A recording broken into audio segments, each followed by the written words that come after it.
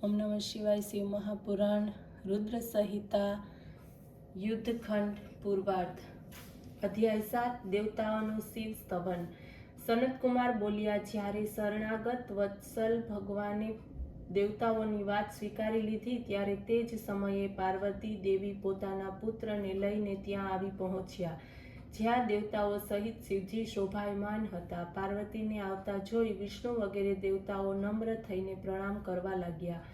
પરમ આશ્ચર્યને પામ્યા બધાએ સુલક્ષણ કઈનો શબ્દોચ્ચાર કર્યો. પુનઃ મૌન ધારણ કર્યું. ત્યારે અદ્ભુત કુતૂહલ વાળા દેવીએ પોતાના સ્વામીને સંબોધીને કહ્યું, હે પુત્રવાળાઓમાં શ્રેષ્ઠ, આ સૂર્ય સમાન પ્રકાશમાન છઠમુખ પુત્રને રમતો તો જુઓ.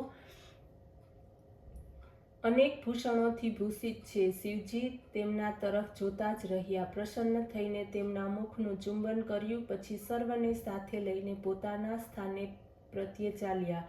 બુદ્ધિ સંપન્ન દેવતાઓ પણ સાથે જઈને દ્વાર પર જ ઊભા રહ્યા. શિવજીના ચાલ્યા જવાથી તેમને ચિંતાનો અંત આવ્યો. તેઓ પોતાના હતભાગી માની દેવતાઓના ભાગ્યની પ્રશંસા કરવા લાગ્યા. એટલામાં કુંભોદર નામના શિવજીના ગણે આવીને દેવતાઓ ઉપર પોતાની લાકડીનો પ્રહાર કર્યો. દેવતાઓ હાહાકાર કરતા ત્યાંથી ભાગ્યા. કોઈ મુનિ પડી ગયા તો કોઈ ખસી ગયા. ઇન્દ્રની વ્યાકુળતા વધી ગઈ. તેઓ જંઘા ટેકાવીને પૃથ્વી ઉપર પડી ગયા. પછી બધા એકત્ર થઈને વિષ્ણુની પાસે ગયા.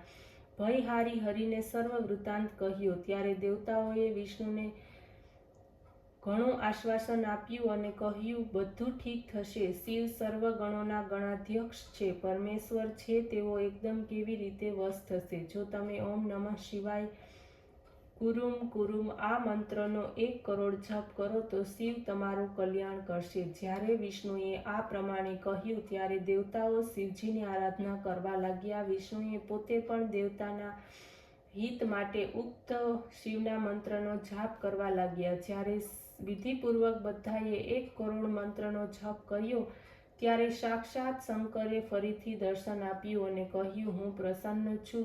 તેમ જે ઈચ્છો તે વરદાન માગો. મારા માટે દિવ્ય રથ, સારથી અને ધનુષ્ય બાણ લાવો. આ સાંભળતા જ બધા દેવતાઓ વિશ્વકર્માની પાસે ગયા. વિષ્ણુની આજ્ઞાથી વિશ્વકર્માએ સંહાર કરવા માટે શિવ માટે પરમ સુંદર દેવમય રથાદિકનું નિર્માણ કર્યું.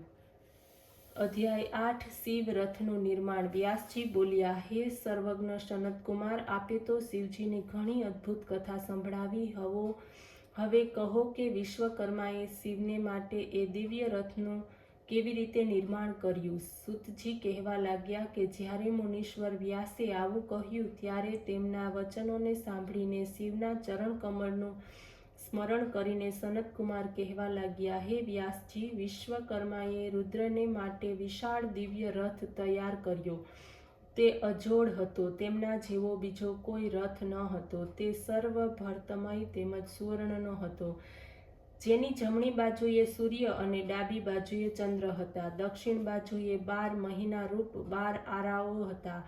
ડાબી બાજુએ કાળા રૂપ વાળા 16 આરાઓ હતા. હે વિપેન્દ્ર, 12 આરાઓમાં 12 આદિત્ય હતા.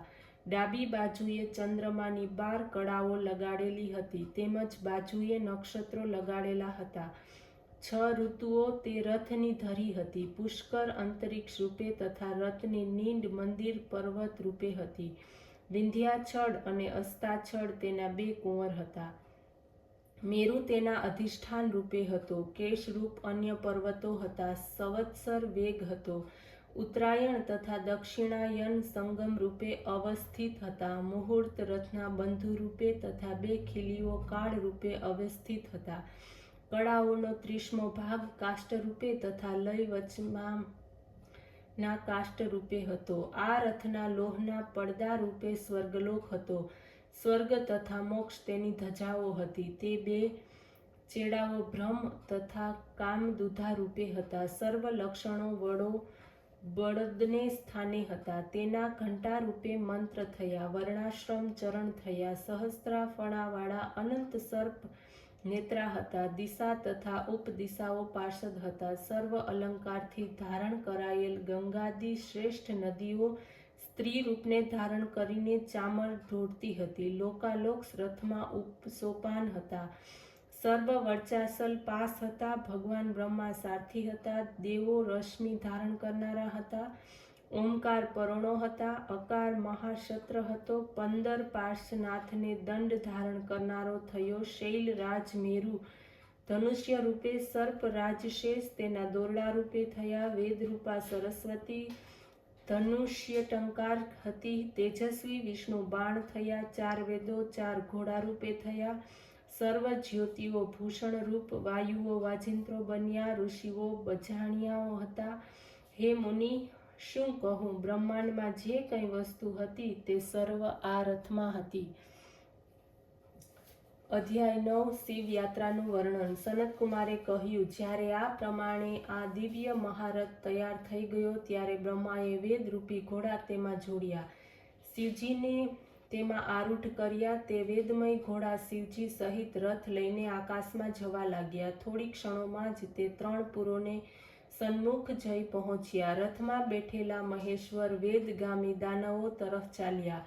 તે જ સમયે દેવતાઓ કહીને પશુઓના અધિપતિનું પદ પ્રાપ્ત કર્યું, જેનાથી તે અસુરોને નષ્ટ કરવામાં સફળ થયા. પરંતુ તેનાથી દેવતાઓને ઘણી જ ચિંતા થઈ. શિવજીએ કહ્યું, ચિંતા ન કરો. જે મારા આ દિવ્ય પાશુપત વૃતને કરશે તેનો મોક્ષ થશે. શિવજી પશુપતિ બનીને કલ્યાણપદ બન્યા. દેવતાઓ પ્રસન્ન થઈ તેમનો જય જયકાર કરવા લાગ્યા. સર્વમાં પ્રસન્નતા વ્યાપી ગઈ. તે સમયે શિવજી પાર્વતીને સાથે લઈને ત્રિપુરને મારવા માટે ચાલ્યા. બધા જ દેવતાઓ હાથી, ઘોડા, સિંહ, રથ અને વૃષભ પર ચડીને દેવરાજ ઇન્દ્રની પાછળ ચાલ્યા. બ્રહ્મા વગેરે પણ પોતાના વાહનો ઉપર ચડીને તેની સાથે ચાલ્યા. વિષ્ણુ વગેરે બધા દેવતાઓ પરમ પ્રકાશમાન મહેશ્વરની આગળ થયા. આકાશમાંથી સિદ્ધચારણ વૃષ્ટિ કરવા લાગ્યા.